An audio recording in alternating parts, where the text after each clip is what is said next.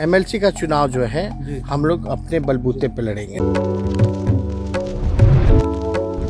MLC चुनाव को लेकर बिहार की राजनीति पूरी तरीके से गर्म हो चुकी है।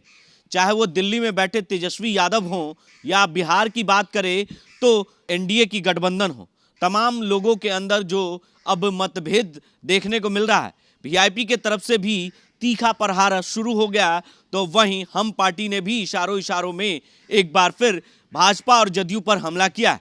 लेकिन अभी एनडीए के तरफ से तो जो गठबंधन की सीट शेयरिंग है वो तय हो गई, लेकिन महागठबंधन के तरफ से अभी तक एमएलसी चुनाव को लेकर सीट शेयरिंग नहीं हुई। लेकिन तेजस्वी यादव से जब ये दिल्ली में सवाल पूछा गया तो तेजस्वी यादव पल्ला झाड़ते हुए नजर आए, लेकिन इशारों इशारों में उन्होंने कह दिया कि जब उपचुनाव के वक्त हमने अकेले लड़ा था तो यहां भी उन्होंने इशारों इशारों में ये कह दिया कि हम अकेले ही एमएलसी का चुनाव पूरी सीट पर तैयारी हमने कर ली है। यानी 24 सीटों पर एमएलसी के चुनाव हो रहे हैं, जिसको लेकर राजद जो है वो 24 सीट पर लड़ेगी, वो इशारों इशारों में कह दिया। उन्होंने ये भी कहा कि इसके लिए पार्टी के राष्ट्रीय अध्यक्ष यानी राजद सुप्रीमो लालू प्रसाद यादव करेंगे।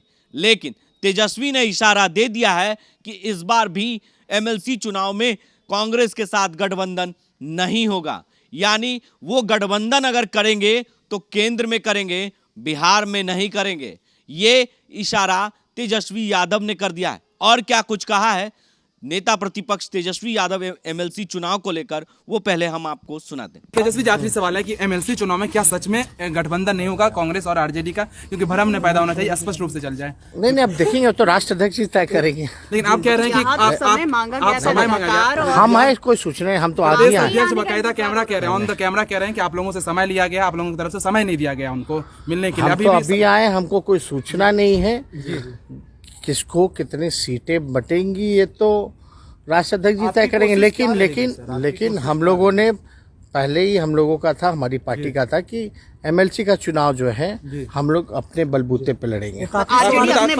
आरजेडी ये पार्टी हम लोगों ने तो पहले से ही प्रत्याशी जो है घोषणा हम लोग कर ही दिए हर जगह, जिसमें कि हमारे लेफ्ट पार्टियों के साथ जो है सहमति थी। और इसमें नहीं कांग्रेस के साथ तो हम लोगों का, हमने केंद्र में उनको सपोर्ट दे ही रखा है। बिहार में अभी ऐसा कोई चुनाव नहीं है और ऐसी कोई पेशकश वैसे भी नहीं हुई। आप तो जान ही नहीं है कि जब बाई इलेक्शन बिहार का था तब हम लोग चाह रहे थे कि एमएलसी वाला और बाई इलेक्शन वाला जो है बात तय हो जाए, लेकिन अब उधर से क्या आया नहीं आया इस पे तो हम कुछ कहना नहीं चाहते। नहीं, कोई अभी कड़वाहट तो एमएलसी चुनाव में बीजेपी को कितना सीट पे लड़ रहा है?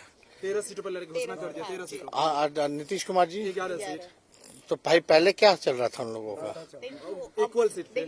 इक्वल सीट तो वहाँ असली और मुकेश जी को कितना मिला और मांझी जी को कितना मिला तो अरे भाई वो अलग बात है ना, बुलाएंगे।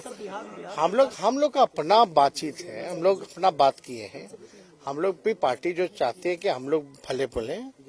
अरे हम लोग तो बिहारी गिन के चुनाव लड़ते हैं तो वहां भी नहीं लड़े। तो आपने साफ तौर से सुना कि किस तरीके से तेजस्वी यादव ने कहा कि मुकेश सहनी को कितना मिला, हम पार्टी को कितना मिला, बाकियों को क्या मिला।